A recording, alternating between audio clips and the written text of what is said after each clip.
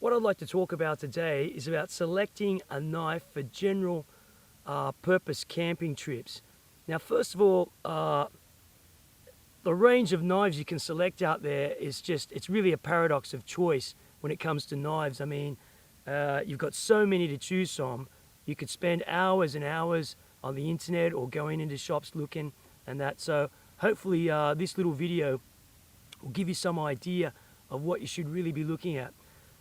So you've got to ask yourself, what are your kind of applications are you going to be doing when you're camping? Are you going to be camping near a car? Let's start with that straight away. If you're going with a vehicle, let's face it, the saying, you can take everything but the kitchen sink. We can basically take the kitchen sink these days. If you're going to be hanging around the car, you may as well just take ordinary knives from the kitchen. They'll be great around the camp kitchen preparing food. However, if you're going to be hiking in some distance from a vehicle, then you want to consider taking some other kind of knives other than a kitchen knife with you, because you might need those knives to start a fire, etc.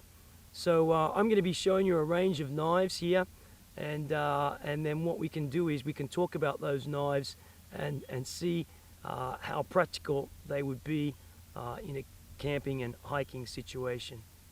Okay,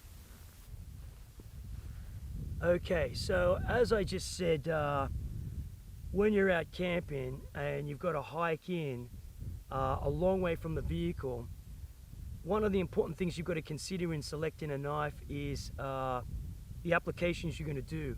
The next thing which is really important to consider is actually location. Now, not many people are talking about this, and I'll just start with location straight away. Now, you'll see here in this range of knives I've got here, none of the blades are over 10 inches in length. As a matter of fact, the longest blade length here is probably this one. It's about a 7-inch blade. Same with this Ontario Spec Plus here, it's a 7-inch blade.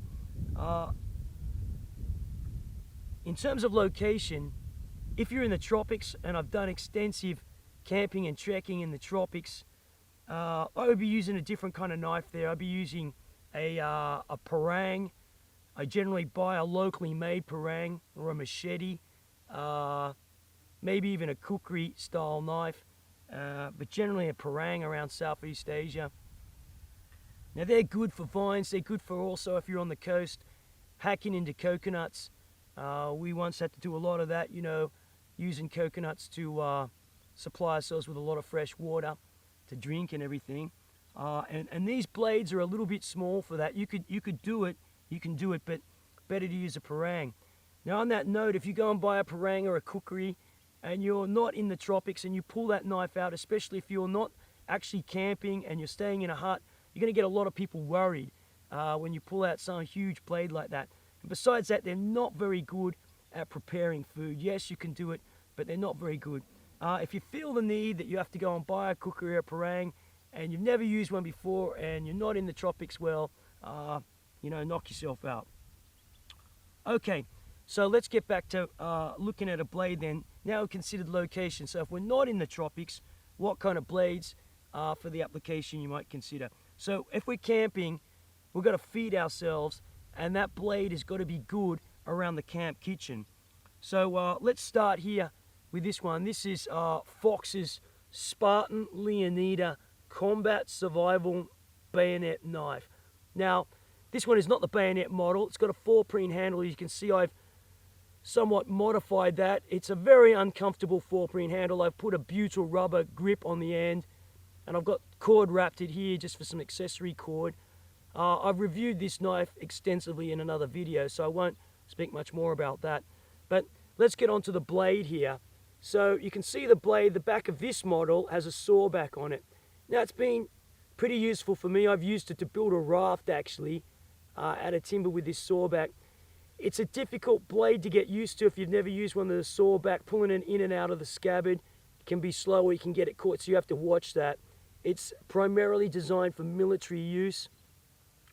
It's got a hole here to go into the wire cutter plate.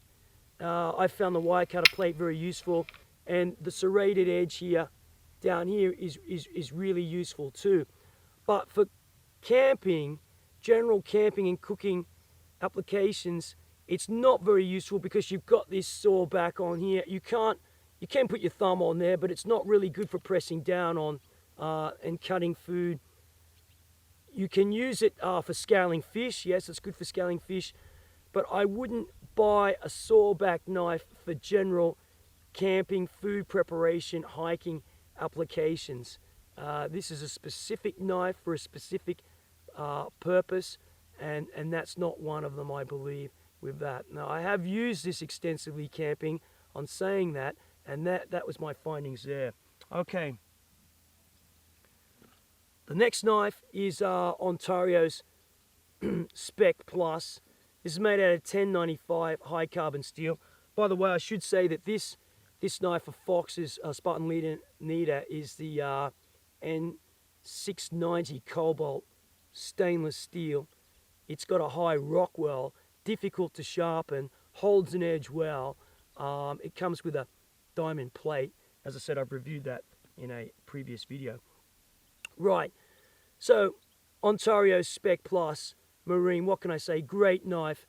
It's not too bad around the camp kitchen. Again, it could be a bit more ergonomic. You've got this guard here in the way, this molded craton guard kind of gets in the way a bit if you want to put your thumb on the spine there for cutting. It's not too bad. And I've used that again extensively on camping trips. You can do a lot with that knife, and previous videos I've talked a little bit more about that. Okay.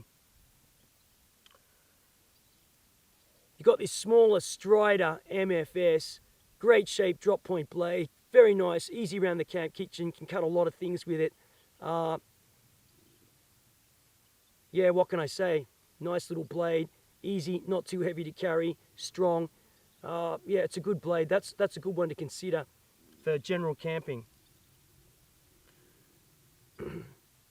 This next blade here, this is a Finnish Puukko design blade. I actually got this in Finland. Classic blade, which is taken out on hunting trips there. It's nice curly birch wooden handle. Let's get a better look at that. Very comfortable grip. Good in the freezing cold conditions that they experience there. The handle is just not going to be cold in the hand. And believe it or not, even when it's wet, it's not slippery. It's a hunting knife with a full Scandi grind on it. Very easy to sharpen. High carbon steel. Holds an edge very, very well. And yes, good around the camp kitchen too. And for hunting, dressing out large and small game. It's a nice knife. Now, in terms of using that knife for batoning, I think twice about that. You can get really good Finnish knives where they're actually, the handle's more securely fixed. Well, not securely fixed, I should say. It's fixed into the end with a rivet. And they've designed much bigger blade designed for batoning timber. This is not a knife I'd be batoning timber with. It has a specific, especially with the Scandi grind, specific use for hunting. And lastly, I come to this. This is a relatively new knife from Fox. This is the Fox Trapper FX132. Now, it's got an interesting blade design here. You've got this kind of recurved section here, a bit of a belly here, reminiscent of a skinning type blade, and this semi-tanto tip. It's a pretty thick blade. It's about 5 mil thick, the spine, and it's quite heavy for its size. It's got Makata scales attached on there with Allen bolts. Good jimping thumb grip, nice guard. There's a choil here. I don't use the choil to stick my finger in there. That's a, that's a way to cut yourself, really. Lanyard hole here and that. Now, in terms of cooking and food preparation, this knife performs not too badly, actually. You can use it for batoning. It's got enough weight in there in helping for batoning. And as I said, it's pretty good around the camp kitchen. Preparing foods, I've used it chopping up anything from tomatoes and tough dried meats, salamis. It's really good for that. And gathering food, such as wild herbs, it's a good blade for that as well too. And it's not too big. It's about 6 inches in length, cutting blade. Yeah, that's my latest addition. in terms of using for camping tools, and I think that's not too bad a knife there. So yeah, there you go.